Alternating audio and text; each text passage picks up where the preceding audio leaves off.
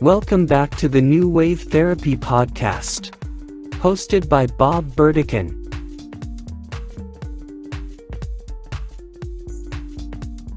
Today's episode in the series The Best Kept Secrets in Supplements is number 24, and today we will be having a great discussion on the endocrine system.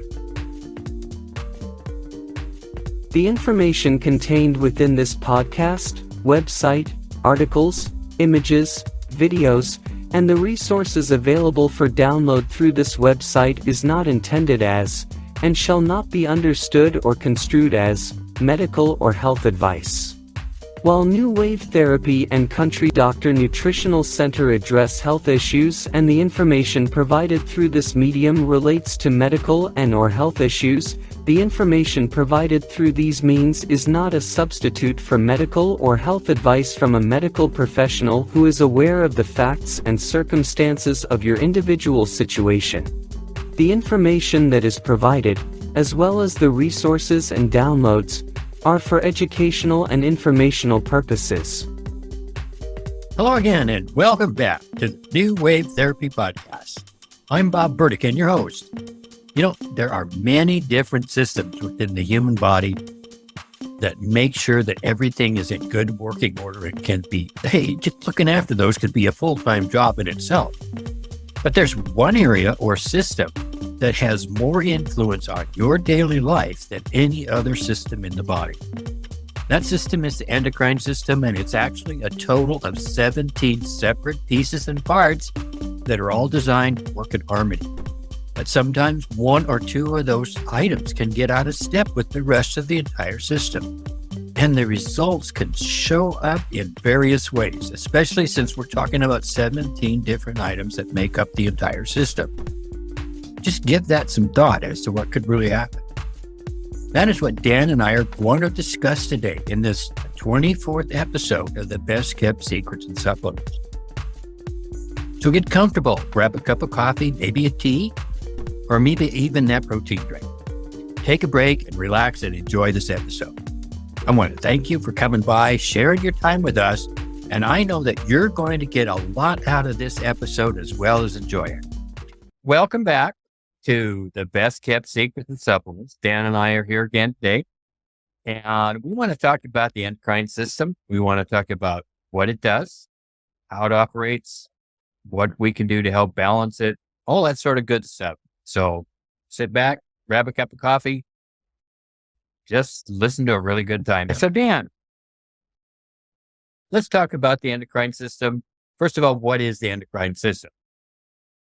You know, if you look at Dr. Harrower's work, which is really considered the gold standard for understanding the intricate relationship between those almost 17 different endocrine organs and glands that have to work together synergistically, there is an amazing number of influence on obviously hormones, but what most people don't realize is the influence it has on digestion, cardiovascular, lymphatics, a host of metabolic functions, the hormone balancing that needs to take place and is governed. The endocrine system is right up there in a very lofty and important position, which influences performance at almost every level of the human body. So this is something that we see needs to be addressed with 95 to 99% of all of our clients, including children, need some form of endocrine support at times that can make a huge difference in how they perform. Okay. Does the system operate differently for men and women? Well, that's a great question. I mean, we obviously, with women, we're dealing with the uterus, we're dealing with the ovaries, we're dealing with that monthly cycle of fertility and the ability to become pregnant, things of that nature. Women's endocrine systems tend to be a little less responsive than men's. It's usually faster, I should say, to balance out the male endocrine system over the female. We know from a metabolic standpoint that women are usually upset with us men because it's easier for us to lose weight typically than it is for women. And weight loss, metabolic function, digestion is ruled by the endocrine system. So if you look at a hierarchy, here's digestion, and right above it is the endocrine system. And right above there, which rules the endocrine system, is the pituitary gland. And, the pituitary is to the endocrine system what the conductor is to the orchestra. Okay. And if you have a 17-piece band or a 17-piece orchestra, and one instrument is off tune, one instrument is lagging, one instrument is not holding harmony with the other 16 instruments, you can hear it. You notice it. It's off.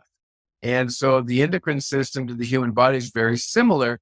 It is like a very finely harmonized orchestra that the pituitary tells everything what to do and what to establish as far as heart rhythm or adrenal excretion of DHEA and estrogen and progesterone and cortisol, adrenaline, the liver for the release of enzymes and emulsifiers, the pancreas for insulin and enzymes. So the pituitary is up there just kind of orchestrating this entire harmony in the endocrine system, and it flows down into digestion. And women, especially because of that monthly cycle, tend to be a little more challenged in getting that endocrine system in harmony than men do.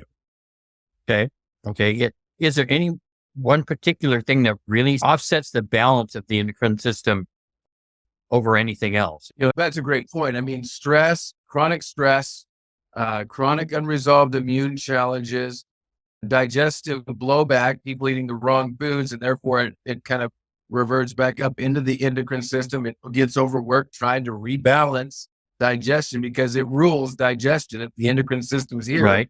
in the hierarchy of things, it has to, and if the digestion's off because of faulty habits, then it's going to overwhelm the endocrine system.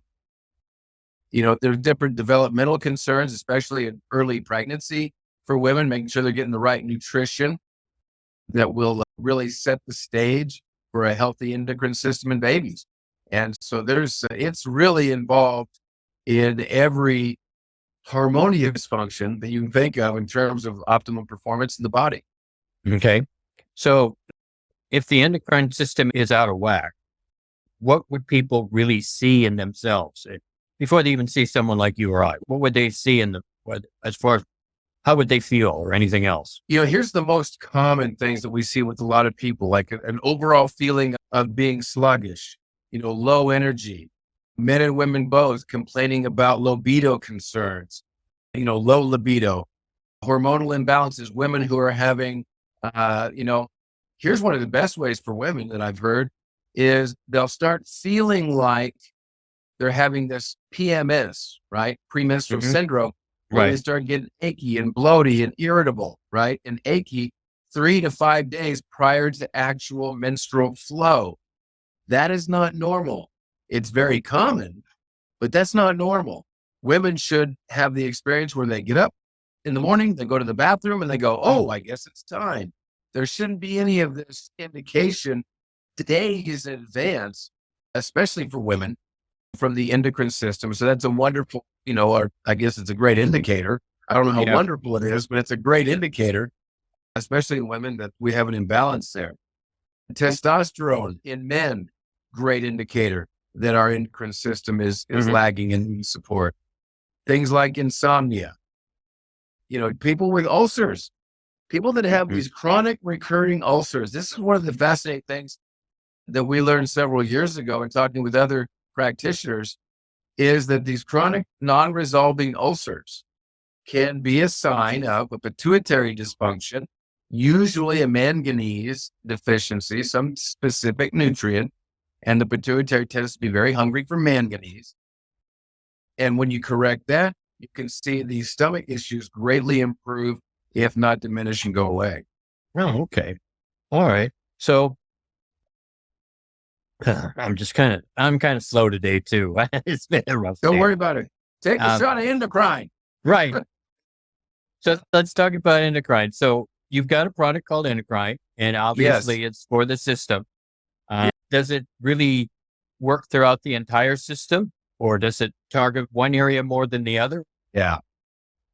That's a great question. And this is the one that I love. It comes in the liquid state, in the tincture state, which is much more bioavailable and Right. readily usable by the body in terms of taking it in. I'm just going to read through the ingredients here. So we're dealing with mullein, which is a glandular. It's an emulsifier. It helps with the glands and a lot of gland organs like the thyroid gland, the pituitary gland. We need glandular support. Mullein historically and clinically has proven itself to be one of the most important support herbs for the glands. The next one we're dealing with here is licorice. Licorice root is wonderful for taking stress off the adrenal glands. Okay. It is specific to the adrenals.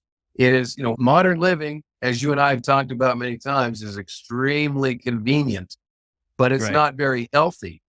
We're constantly being inundated with mild to moderate stressors every single day.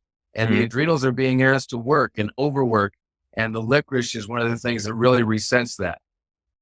The gotu kola, brain function, optimum brain function, memory, pituitary, hypothalamus, pineal gland. Okay. Now we're talking about the operating system and those organs that really dictate specific metabolic and endocrine system hormonal performance in the body.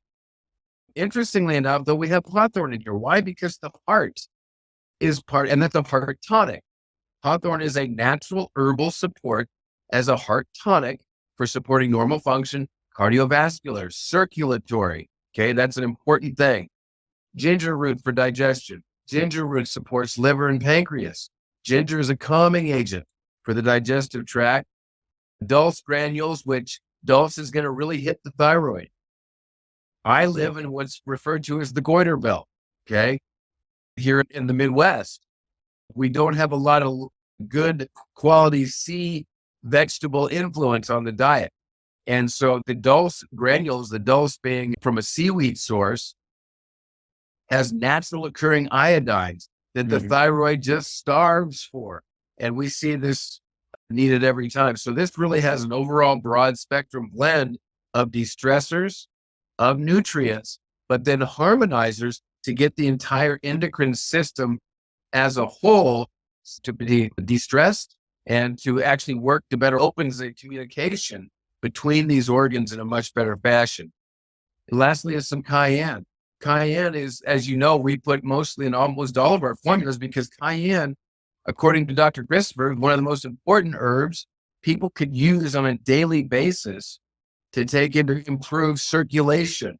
And anytime you improve circulation, you're improving the healing capacity of the body by taking good blood flow and oxygen and nutrition into the cells, and then taking out the toxins and the toxic gases out of the cells. And so cayenne is wonderful for aiding the body in doing that. So when people take the endocrine, how long do they usually have to take it? Does it balance them out, or is it something they have to really look at being on for quite a bit of time? Depending on the case. For example, I have a little girl who's 8 years old. She's been with me going on 2 years now. She's been on herbal endocrine every day. Why? Because they found a developmental issue. She's very, very petite, very scrawny, okay, for her age. The doctor said she has a pituitary dysfunction, and that's what also regulates development and growth patterns in our children. And so she's been on endocrine for every day for almost 2 years now, a couple of droppers full twice a day. And she has seen the extensive, she's not caught up to where she should be with her peers, same age group in school, but she's made great strides in catching up. She's starting to see good development. She's getting some good, mass. She's starting to fill out in her arms and her thighs. It doesn't look like, a skinny little twig, and these are indications, especially with girls, that they're struggling in the pituitary area and they have some developmental concerns. And that's 100% due to nutritional deficiencies that were not caught during utero by mom. Right.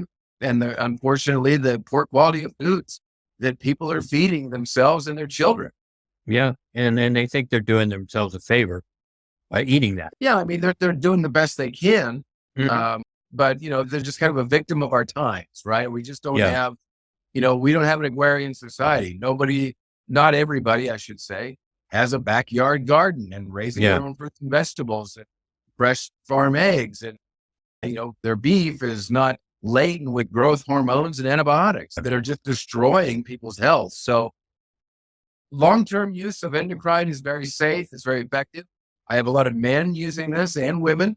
I'll even mix wild yam in with this because it has the natural precursors for progesterone. What is that?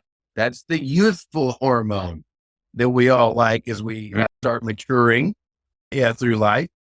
And it's kind of the youthful aging, slows down the aging process, so to speak, by providing some youth hormones with endocrine for men and women. That's where we get into the libido concerns, we get into testosterone concerns, and we start giving the body the raw materials it needs to convert into those hormones that we desperately need. Okay. So is there a specific age that you really see as far as a standardized where a bad endocrine balance shows up in like people in their 20s or 30s or anything like that? I'm seeing anywhere from, anywhere from ages 25 and 30, it can start as that young, all the way up into their 90s. Okay. It's rare cases with the youngsters, but when we know there's a dysfunction of the endocrine system, then I'm not concerned about even using this with babies if necessary. Obviously, we confirm everything with a muscle test, very simple, kinesiological test. But that's what we're using this with all ages. But around the age of 30, 35, people are definitely needing a stress reduction that can be provided by herbal endocrine. And, the last 3 years has been the most stressful time in our history. Right. Everybody's stress patterns are off the charts. The best thing you can do for yourself is stop watching the evening news. Ever. Don't ever watch another news program. Right. Ever. Exactly. I haven't watched a news program in 20 years, and I can assure you, if there's anything worth me knowing, I'm going to find out about it. Right. So, war's declared. We're going to find out. That's about it. Really? Yeah. So, we've got these faulty habits that feed into the dysfunction of these systems. And the endocrine system is very delicate, and it's very much affected by what we eat, what we see, what we hear, what emotional patterns we're entertaining by watching nothing but negativity on the news and so on. So we have to just remember that overall health is an accumulative effect. It's an accumulation of stressors. It's not just one thing we did or blame mom and dad that lousy genetics. We can't do that. We have to look at an accumulative effect over, in most cases, several decades by the broadest, group of people that we serve here at the clinic. And those are the habits that we need to refine and adjust and position those clients to thrive by making those healthy habit changes over the credit. In some cases, it takes 6 to 9 months, of good, healthy habit improvement, habit formation, habit changes. Yeah. Well, one thing I'm finding at the farmers markets, we're actually being approached more and more by people in their mid to late 20s. Really? And they're really somewhat knowledgeable. They really understand that they've got a problem. One young lady came to me, she must have been 22, and she says, well, the doctor told me I have parasites and I just don't know what to do about it. And he didn't really give me any information. He just said I had parasites. Yeah. Can you do something for me? Well, I'm glad you brought that up. Young people, 25, 30, the 20-year-olds, they're paying attention to their parents and grandparents. They're at that age where they're watching them. They're watching them have to go to the hospital to get procedures, getting pieces and parts cut off of them, and taking a handful of medications. And these kids today have a lot more awareness, I believe, in some respects than we had when we were growing up. Of course, we grew up farm kids, right? We grew up around nutrition for animals and, hey, get yours too. But these kids are finding out awareness because of, the pocket brains or whatever, these smartphones, and that anything that they want is a Google click away, Exactly. not necessarily great, valuable, on point information, but awareness. And they're seeing that. They're seeing their family members struggling in their 30s and 40s, having to take 3 to 5 medications, and 50s and 60s, and having 3 to 5 operations and 3 to 5 medications. They're looking at this and it's waking them up. And they're thinking, I don't think I want to go down that path. There's got to be a better way. Yeah. Well, I know my granddaughters, well, their other grandfather he's only 2 years older than, and he's already had bypass surgery and he's on all these drugs. Oh, And, he had his bypass surgery about 5-6 years ago. They see him now walking around with a cane, and they we were looking for a house, just to give you an example. And one of the girls, we went through a neighborhood, and one of the girls, when she was younger, tapped my wife on the shoulder and said, Nana, you can't buy a house here. And my wife said, well, why not? She said, well, these are old people houses. That's where other grandmothers should live. But, even at a younger age, even in a preteen, they already noticed the difference between their two sets of grandparents. yeah. It was really amazing that, came forward. So, Yeah. I mean, we're living in an age where there's certain aspects of longevity that modern medicine wants to try and take credit for, and they save their life-saving procedures every day, the bypass, right? But they, why not position the person to have the great habits in place to prevent those things to begin with? exactly. I mean, I on a regular basis do 3 to 4 droppers full of cayenne tincture on a regular basis in my water. Now, does it make it pretty spicy? Sure. Yeah. But does it completely improve the circulatory profile and any kind of blockages in the carotids, the portal vein, or the femoral arteries? Absolutely. It's very simple habit to have that can pay off big in the long run. But it's also simple not to do. And that's where developing habits kind of come in. Yeah. That's where people struggle, is because these very simple habits long-term can be life-changing, life-saving, life-altering. Right. But because they're easy to do, they're easy not to do. And so I'm glad you're doing this series. I'm glad we're putting this out on the podcast as well, so that people can get in tune with, look, a few simple disciplines practiced every day in your diet and your supplementation support can make huge dividend differences 20, 30, 40 years down the road. Well, we've got to start today. Right. We got to make that commitment. Yes. So anyway, it's just a matter of, the entire endocrine system is one that really needs to be I guess, balanced on a regular basis, needs to be monitored. People need to understand what to look for when their system gets out of whack. And, and like you said, it's easier for men to get balance through their endocrine system than women.